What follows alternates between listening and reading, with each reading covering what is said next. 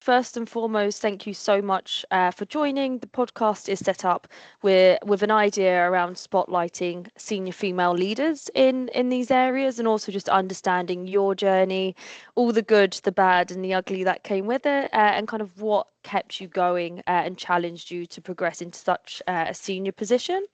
And then just a little bit more around the content side of it. So I suppose just to kick us off, it would be good to do a couple of introductions from both sides. So I'm Anna. I work at Investigo as a senior partner across financial services. These pivot off into risk, compliance, legal, and audit related positions, mainly on the senior to executive level hire, predominantly across Europe. So I'm based in Amsterdam with secondary markets across Germany and Luxembourg. Over to Okay. you. Yes, thanks. No, first of all, thanks a lot, Anna. I'm really happy to be here. So thank you so much for having me. Quick introduction of myself. I'm Juliana Maia. I'm originally from Rio de Janeiro, Brazil, but I've been living in the Netherlands for several years now, 11 years to be precise. Oh my gosh. Yeah, it's been time flies. Long time. Yeah. And professionally, I'm a lawyer and I work at the intersection of law, technology, and business. Today, I'm in the role of head of legal technology at ASML, where I act as the legal compliance business partner, supporting high complex, high regulated environments, helping teams navigate everything from product safety to global regulatory frameworks while it's still enabling the business, enabling innovation. But I think beyond titles, what I think what really defines my journey is that it hasn't been linear at all.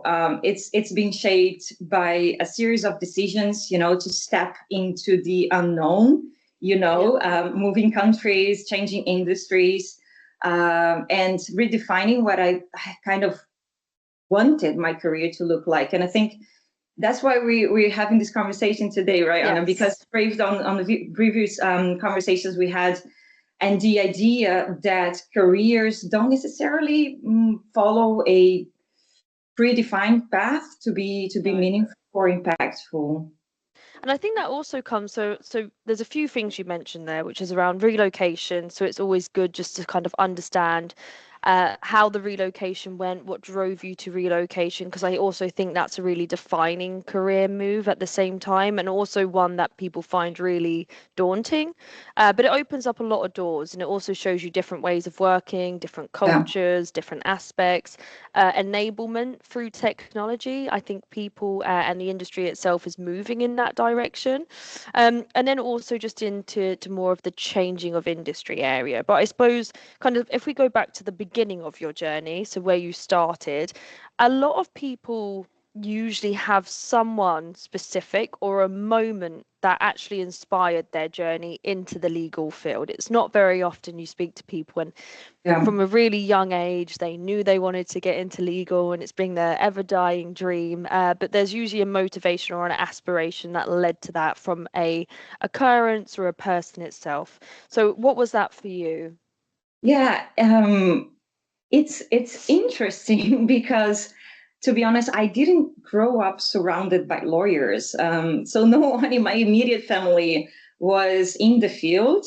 So I think my decision wasn't necessarily influenced by a person or by a specific person, but more, I guess, an internal drive to find something meaningful and challenging.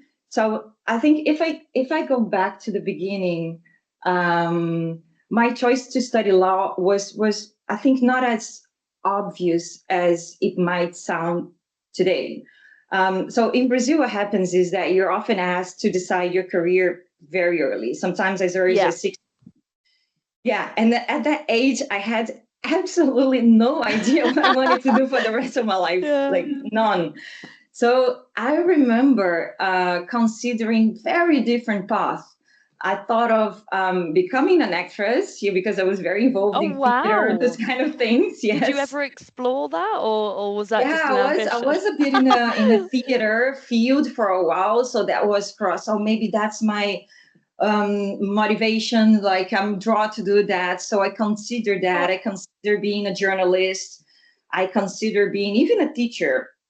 So we are young. We don't know. But what I didn't know though is that I wanted to have an impact, no matter where. I didn't want to have a career where I felt completely disconnect from the world around me. So I was very curious, a very curious kid, a very curious person, very observant. And I always had a very strong sense of justice. I just didn't like seeing things that felt like unfair or just accepting them. So this is in one hand, and the other hand, at school, I loved language. I loved grammar, literature, debate. So initially combining those two things, I was actually more drawn to journalism because I really liked writing and those kind of things and reading. But then I started thinking a bit more pragmatically, like law seemed to offer more possibilities. It could open multiple doors, right? So Yeah. I thought to myself, yeah, you could become a lawyer, you could become a judge, a prosecutor, work in public service. So it felt like a Which broader is platform. kind of added into the impact you wanted to make as well. Yeah, exactly. It felt at a time like a broader platform to create that impact, Yeah. indeed. And I think that was actually what led me to choose law, not because necessarily I had a clear vision. I was born at a young age, was like, I want to be a lawyer, but because I think I saw it as a foundation that would give me options, right? Yep. And then looking back, while I reflect on that, I think it was actually a very defining decision, not because choosing law per se, but choosing a path that would allow me to evolve over time, exactly because of this broad range of this platform that I mentioned. So that's a little bit how I came into law. And what areas of law did you study to begin with? Yeah, so in Brazil, you navigate, it's a 5 to 6 year study. Hmm. So you have to go through all of them. It's not that you just study a few of them and then you specialize. So you study all Yeah. of them. You study criminal law, you study tax law, you study administrative, constitutional, litigation, employment law, you name it. So you have to go through all of them. And then after that is when you choose a path. You choose, okay, I want to specialize in this or that because I felt either because you chose, you have your heart on that, or sometimes life chooses you, which I think was a bit of of what happened to me. And what was your key interest? Because obviously, like you just referenced, law goes into various different areas. You have corporate financial law, tax law, employment law, criminal law. What kind of caught your eye as you started going through more of your educational process, but also putting it back into practice? Yeah, so I started as an intern, being a litigation intern, and I Ah, felt that would give me a very good foundation because when you watch those Netflix and series and movies, it all somehow goes around being the litigation. And yep. I wanted to also pursue and try the drafting skills, like pursuing, trying to change a decision. And when I first got my first appeal being accepted in the higher court, it was just such a moment. I I was gonna remember say I you can probably really do remember it. that to this day, can't you? It's the Yes, I've got this sort of motivation. exactly. It's tangible. You can actually change Yes. something. It's just not so philosophical as it seems. Indeed. Yeah. And you mentioned at the very beginning as well, you moved and were born in Brazil and moved over to the Netherlands and you had to rebuild your career in a very different environment. I suppose could you share a bit more about your journey of moving from Brazil to the Netherlands and what it took, kind of challenges and positives for you to rebuild your career here, and what the changes you saw between the two countries? Yeah, yeah. No, of course, happy to do that. It's What a journey. So at some point in my career back in Brazil, after working, as I mentioned, a few years in litigation, I started feeling a strong pull towards something different. I always love my country, still do very, very much. But there was this, recurring feeling inside of me, even from a very young age, that somehow I would leave abroad at some point. Yeah. Even when I was studying English and I saw the books and I saw the Big Bang and I saw double deckers, and I could just, through a picture, see myself actually living that life. So that feeling came back very, very strongly at some point. Mm. But of course, like being a lawyer makes that decision a little bit more complex because it is not a profession that you can easily transfer, right? Through No. across in a different country, you can easily practice or you can transfer across the jurisdictions because Hmm. legal systems, they are fundamentally different, right? Yep. So I knew at this point in time that it couldn't be an impulsive move. I needed a plan to do that if I wanted to do that. So that's when thinking, with myself, and I decided to invest in education as a bridge. So I applied for scholarships to pursue a master degree in Europe with the ultimate goal of building a foundation in European law, understanding the system, and starting to create a network in a different country as well. And that was actually another very, very happy moment when I found out that I've been accepted at Radboud University with a scholarship. So it felt like such a dream come true. I was so happy.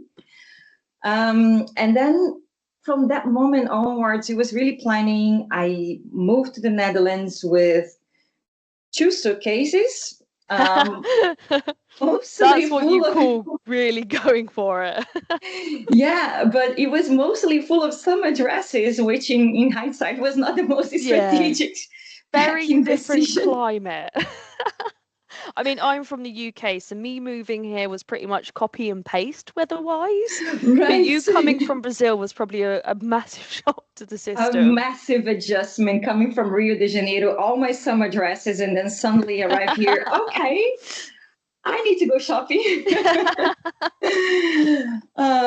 But then, yes, at one point, reality hits, right? And obviously, moving to a new country, you did it. It's very Yep. exciting, but it's incredibly challenging as well in ways we cannot anticipate.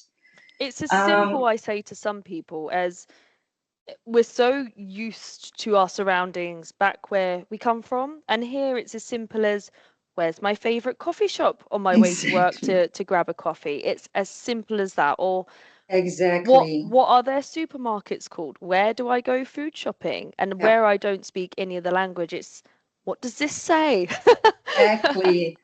Where's my hairdresser? And I need to find a new Yeah. one, even Yes. something like that. I can't keep flying back to the UK for it. So Or to Brazil. yes. Indeed, indeed. So everything is new. The language, as you mentioned, the culture, Yep. even the way people communicate, and even taking it into the professional side of it, how meetings are conducted. Yes. So you go from being confident and established to starting from zero all over again. Yeah. And I remember in one of my first, like in my first job Yeah. after I moved here, sitting in meetings and understanding maybe, I don't know, 60, 70% of what was being said. And not because I didn't speak the language, but because I didn't yet understand the whole context, because it does change how we interact with people and those kind of things. So it is a very humbling experience. Um, Yes. right? But it also forces you to grow very quickly. You somehow learn to observe even more, to Yeah. listen more, to adapt, Mhm. and then I think over time you start rebuilding your confidence, your credibility, even your own identity. Yeah, I always say, and it's funny you say about the identity side, it's a chance to sort of reinvent yourself because everyone back home, and I come from a very small town in the UK, everyone knows everybody from young age to when they're adults, and everyone knows what everyone's doing and everything else. Whereas when you relocate somewhere like this, no one knows you. You Yeah, really have to put yourself out there. They're learning you for who you exactly. are now, and Exactly. you kind of readapt and re kind of invent your identity, which is actually a really interesting and exciting thing to do. But like you said, it's daunting when you go from you know everything from where you are, you're doing really well at work, you're really establishing yourself in the market to a market that's completely new. You kind of really have to leave your ego at the door and be Yeah, open to relearning everything. Because, like you yeah, said, legal is different everywhere because of the frameworks integrated, because of the regulatory landscape and the nuances at the same time. And I think that's really important to, if you're looking at a move abroad or to a different country, to really take into consideration the learning curve you'll have not only professionally but personally at the same time. yeah, exactly. It puts you, I think, in a space that you forced to grow as well, Yeah. because you Yeah. such so vulnerable. You have to accept your limitations and to relearn and reinvent yourself, like you mentioned. And in that is a fascinating journey as well, because you Yeah. discover angles of yourself that you didn't even know exist Yeah. before. So it is a very powerful thing indeed. Yeah, no, of course. And you mentioned as well the not only the transition to a different country, but you also transitioned to various different industries. What were the industries that you kind of went through, and how did you adapt legal frameworks to support kind of if we look at where you are now, it's very Right. cutting edge in terms of technology. So how has the legal landscape evolved with the evolution of technology enhancements? But what are the changes you've seen as you've gone through different industries? Right, right. So after graduating my master's at Harvard, I joined Stryker, which is a medical device company, Yeah. at the time as a litigation coordinator.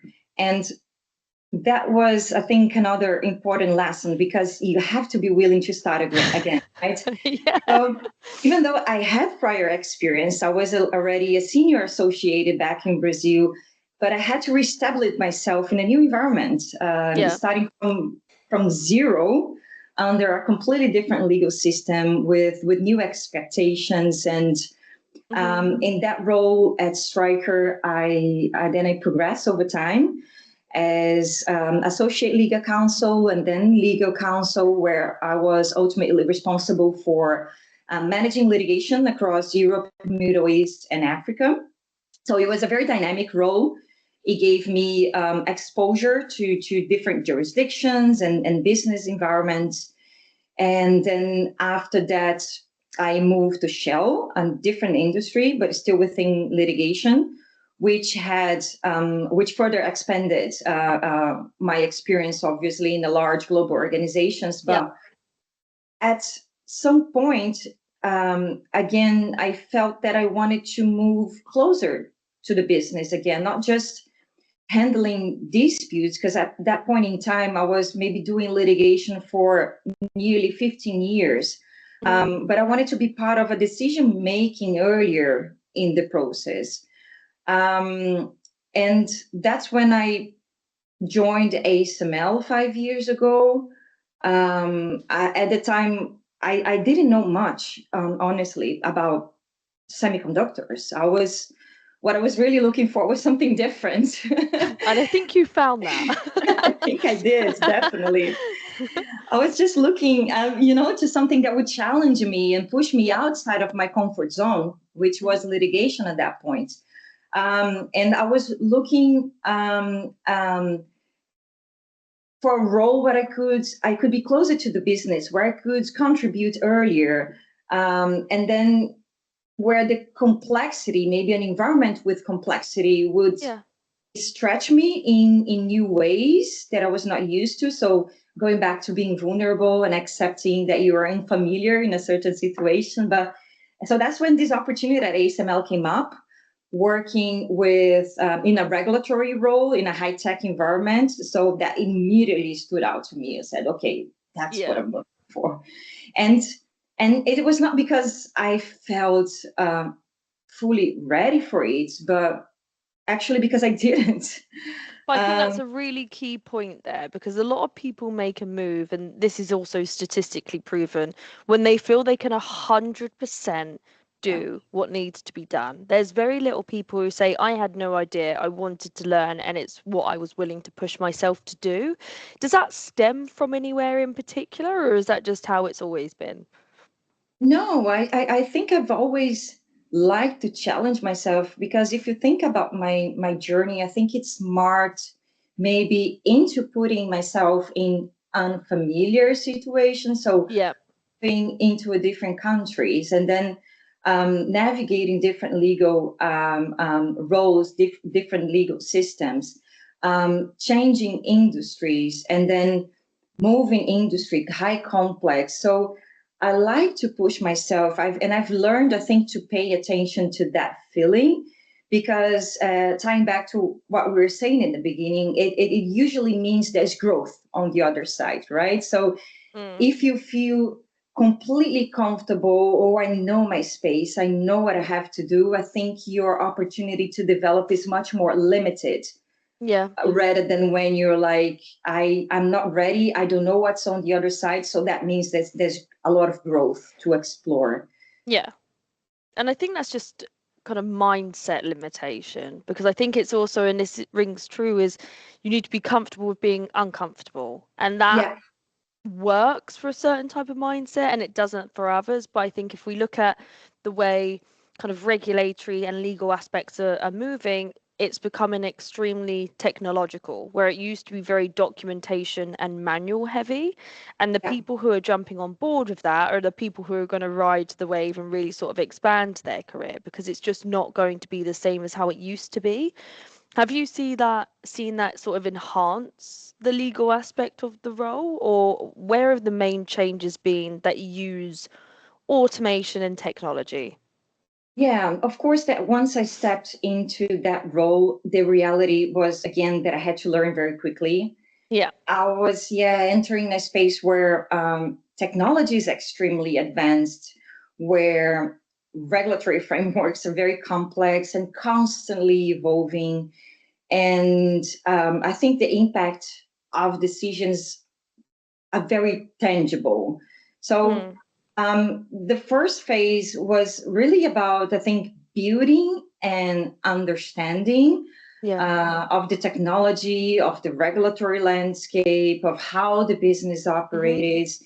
And obviously, that required a bit of I think, a shift in my mindset Mm.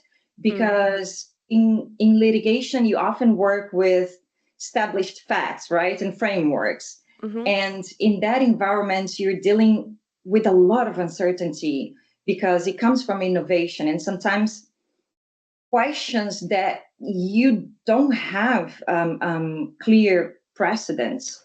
Yeah. So, you know, adapting legal frameworks to supporting these cutting edge technology, it's not applying rules in a rigid way, I would say. It's about interpreting them more in the context of the business Yeah. because Anna, one thing that I discover like very often, if not most of the times, these regulations they are not written with these technologies specifically in mind. So your No. role, the legal role, becomes one of a translation. So Mhm. in one hand, you need to understand what the regulation is trying to achieve, what risk it is addressing, and then assess how that applies to a new evolving technology, right? Yeah. Um, and that requires a lot of collaboration with engineers, with product teams, because you need to understand how things actually work in practice. And from there, it becomes about creating more, I think, clarity, helping the business understand what is possible, where the boundaries are, and how to move forward in a way that is responsible, that is sustainable. Yeah. I can even give an example. For instance, you might be dealing with a situation, for example, where a product or a system doesn't really fit neatly into Hmm. any existing regulatory categories. So in those cases, you're not just applying a checklist, right? You're assessing Yeah. risk. You are interpreting the intent. What is the intent? You're working with the business to find that path forward that is both, in one hand, compliant, but it's also practical, because you cannot dissociate those two. Hmm. And sometimes that answer can even be outside your domain, sometimes even outside your area of expertise. So you need to be willing to adjust, again, talking about Yeah. being flexible, and go the extra mile. So I think that's where legal compliance becomes a more than just a control function, and Yeah. more a partner, in enabling this type of innovation. Yeah, I think the legal and compliance area has shifted quite substantially over the last few years from being a business function to being an enabler. And that's if you're looking at sort of navigating complex global regulations, if you're looking at Yeah. product safety or kind of customer requirements, it's how you're not seen as a blocker. So how do you enable the business to grow whilst managing all those different variations? Yeah. And then that also comes down to if we look at sort of technical complexities with ASML's operation, for example, it's all looking at high pressure systems, chemical Mhm. restrictions. So how do you communicate effectively with the engineers? Because legal and technical engineers speak very different lingo. So how do you kind of cross that border to make it work? Yeah, there's a real tension, Yeah. I have to admit, Yeah. especially in industries like that, like semiconductor, where innovation cycles are very fast, Yes. but the regulatory frameworks, they can be rigid, or they can lag behind. So there's a tension, because the business is focused on speed, right? On performance, on Hmm. delivery, and legal compliance are mostly focused on safety, on risk, on sustainability. So if you're not careful, those priorities can feel like they are in conflict. But um, I fundamentally believe that legal compliance should not be seen as roadblocks, as you mentioned. So our role is definitely not to stop the business. It's quite the opposite. It's to help it move forward in a way that it's responsible, that is sustainable, and Mm. ultimately more resilient. And that doesn't come very easily. It requires a shift in mindset, not just from the business, Yep.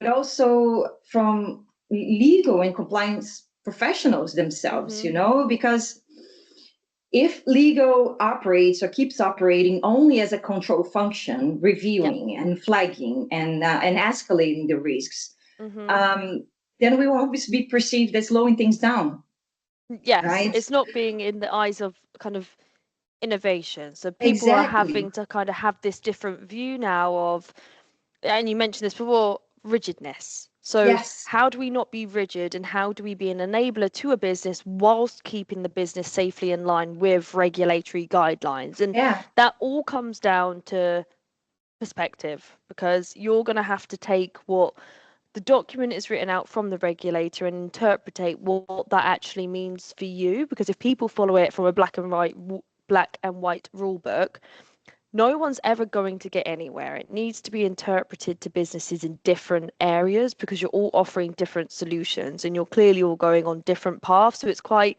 you can see it's a balancing act, Yeah. which I can imagine is quite difficult sometimes. Yeah. Yeah. I think that the real value comes when we position ourselves as strategies and problem solvers, Yeah. not just identifying risks, but helping to design the solutions. And honestly, I've experienced this tension quite directly and infrequently. There's situations where legal is brought in and the expectation sometimes very explicitly is that you will say no or that you will make things more complicated. So changing that perception is not something that happens overnight. No. It's something that you have to build over time through how you show up, how Hmm. you communicate, and I think how you engage with the business as well. So for me, there are a few from this experience, from dealing with that on a daily basis. I've learned that there are certain things, tricks, principles that make a difference. So I take that as my pillars, my foundations. So first, you need to understand the business deeply, Yep. right? Because if you don't understand what the teams are doing, what they're trying to achieve, your device will always feel disconnected. Yeah, you're kind of always 10 steps behind because they're not really grasping where you're Exactly. coming from and vice versa at the same time. Yeah. Yeah. And then obviously you need to point risks as well. It's our job, but you need to frame risk in a way that it's actionable, not Hmm. like, oh, but this is risk, but this is the risk, this is the impact, and these are the options. Yep. And I think that comes to the third one, the last one, and maybe the most important one is that you need to focus on solutions because just say no, that's easy, right? But Yeah. designing a path forwards is much harder. But I think that's where legal creates real value. Hmm. Working, designing that path with the business. So we're dealing with global operations, with advanced technologies and very strict safety requirements, customer Yep. requirements. You mentioned that. So the role of legal, as I see it, is not to simplify maybe that complexity by Yep. ignoring it, but helping the business navigating it. And that means working closely with different functions, engineering, quality, operations, you name it, to make sure that these decisions are both balanced and informed. Yep. Um, like I said, sometimes you find the answer is not in front of you, it doesn't come naturally. So you have to It won't just collaborate. appear. Yes. But I think that's also a really important fact is compliance and legal used to be uh, an option for engineers and product, which they may speak to them at the end and then get a no because it was seen as a no function. What I'm seeing in the industry now is legal and compliance being invited to get involved at the very first step of any change or any new product development, or kind of new additions onto the existing product to really work from the beginning hand in hand with product and engineering to foster and kind of really gain motivation on where they actually want to get to in the end, which is probably what you're seeing from the actual cross collaboration side with the engineers that you just mentioned. Yes, yes, exactly. And It- within your industry, and we spoke about this just a little bit previously, it is fairly male dominated. So obviously, with you being a female in that industry, how have you kind of navigated your way around finding allies, building credibility, and also being able to foster that collaboration? yeah, yeah. I think throughout my career, especially in industry like engineering and in high tech, Hmm. I've often been one of the few women in the room. But that comes also with its own dynamics, not necessarily in explicit way, but in how conversations are structured, right? How credibility is Yeah. perceived, and I think also how you position yourself. So for me, building this credibility has never or was never about trying to prove that I Hmm. belonged in the room. It No. was more about consistently showing the value that I bring. So that meant being prepared, understanding the context, and I think contributing in a way that is relevant, that is clear and relevant. So over time, people don't focus on whether you're different or whether you're a woman. They focus on whether you're adding value, right? Yes. Yeah. So I learned very early on that you don't need to have the loudest voice to have an influence in a room like that, but you need to have a clear voice. You have to add value, and that makes a big difference indeed. And I think you mentioned also the allyship, and I think this is so important. It's one of the most important aspects, and maybe sometimes it's even overlooked, the role of these allies, because I also believe that in order to bring build this credibility that we're talking about, it's not something that you do in isolation, right? It happens in the context of relationships. Yeah. I'm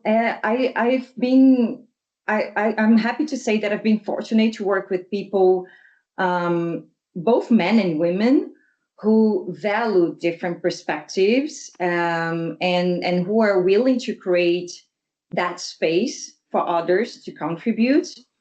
And I think that's really something we should be talking about more, because creating these inclusive environments is not just responsibility of those who are underrepresented, but it's a shared responsibility. Exactly. Yeah, everyone in the room has a shared responsibility to make sure there's impactful work, and that's utilizing who you have, but also having a multitude of personas around you, because you're only going to get a benefit and kind of take off like this with the more differentiation of people you have in the room, backgrounds, ethnicities, gender. It helps in terms of mindset to really be able to focus on what's important. Absolutely. Yeah, I try to foster a kind of environment as much as possible. Being approachable, encouraging different viewpoints, focusing on collaboration. I think especially in these complex environments, the best outcomes don't come ever from a single perspective. They really come from combining different type of expertises. And I think that mindset really helps creating strong teams and better decisions, definitely. Yeah, and I suppose you mentioned this at the very beginning at the same time, is just around how legal and compliance professionals act as strategic enablers of innovation while safeguarding integrity. How does that kind of sit with you with that? Yeah, I think there's often a maybe perception that innovation and compliance are in tension with each other, if you think about that, because in one hand, innovation pushes boundaries, while compliance is there to kind of define them. So if you look at it's a push and a pull almost, isn't it, between the two aspects internally around they're really trying to go over the lines and see how far they can push the boundaries and understand where that sits. And compliance is always the one going, whoa, okay, let's take that back a second. No, there is this perception. It feels like one is slowing down the other, right? Yeah, but if they work in conjunction, you tend to move a lot faster together. Yeah, exactly. I actually don't see them as opposing force. I see them as interdependent, because if you think, if you go one layer deeper, if you think like innovation without integrity, it's fragile, nothing, right? Yeah, It's nothing. it kind of comes with a very shaky framework in that place, because if you don't have, and you see it all the time at the moment, of ethics, integrity, sustainability, which are all encompassing into compliance at the moment, and if one of those wavers, particularly with the integrity side, you see a disbalance. Yeah. It may work in the short term, but it's not going to be sustainable, it right? will come crashing down at some point. Or the regulator will on you, and I don't know what's worse. Yeah, and the same goes for compliance, because compliance without enabling innovation becomes, well, it's irrelevant. It disconnects from the reality of the business. So I think the role of legal compliance is actually to connect those two and create a framework where innovation can happen responsibly. And in practice, for me, I think that means a couple of things. First, being involved early, right? If legal and compliance comes at the end, the conversation becomes more about approval or rejection. We're like in a checkbox list. But if you're involved earlier, you can help shape those decisions before they become constraints. Also, I mentioned before, understanding the intent behind this regulation, not the word. Just especially in those industries like the semiconductor, high tech, regulations are often, as I mentioned, not written with the latest technology in mind. So you need to interpret them in a context and apply judgment there. And also working very close to the business. I keep repeating that, but this is just so important because it's innovation. It doesn't happen in isolation, and neither should compliance, right? It requires continuous dialogue. So it's really a two-way street, I would say. 100%. I suppose we touched on a couple of parts there around ethics. There's also respect, adaptability. What lessons have you learned about that, as well as empowering women specifically, I guess, to thrive in high-tech environments? Yeah. For me, one of the lessons about ethics, or specifically integrity, I think it's not tested when things are clear, right? It's tested in ambiguity, when you don't have perfect answers, and where different priorities need to be balanced. And I think it's a constant juggling the plates and balancing those priorities. So in those moments, you need to exercise judgment. And I think that means asking yourself, is this a decision we can stand behind? Not just legally, but also from values and perspectives. And when it comes to empowering women, I think it's both personal and also collective responsibility. Like on a personal level, I think it's about really having the confidence to step forward. Yeah, put your when hand you up don't, and even when you're not fully ready, right? And we talked about that. But also about creating structures and environments that support that growth. So if I had to share a message, and it's something that I learned looking back, doing this reflective exercise on my journey, on where I started, don't wait until everything feels perfectly aligned before you take a step forward. And we also mentioned that in the beginning of our conversation, right? Yeah. Because I really believe nothing's that ever going to feel perfect or right. No. And most of the times the growth happens in situations where you feel slightly out of your depth. And that's not necessarily a sign that you are not ready. It's quite the opposite. It's a sign that you are. Because to cross that line and put yourself in those shoes, right? No, absolutely. And I suppose the content side of it's been really, really interesting. And there's clearly a lot that's impacted your career in terms of the way that you're looking at going, how you're moving forwards, and also what made you change from different industries itself. Kind of looking at winding down this podcast, one aspect I always really like to end on is any advice that you would give to younger professionals or people looking at a change or a relocation or to move into this space. Yeah, I would say invest time in understanding the business. I think first thing, legal expertise might be your foundation, yes, but it's not what differentiates you in a complex and a fast-moving environment. I think what really matters is, or makes a difference, is your ability to connect these legal concepts that you're very familiar and expert on how business actually operates. Because in the end of the day, your device needs to be actionable, right? It needs to help people make decisions. Mm-hmm. So the second thing I would say is to get comfortable with not having all the answers. It's okay if you're moving into a new industry or into a new domain. That will be periods where you feel out of your depth, and that's absolutely normal.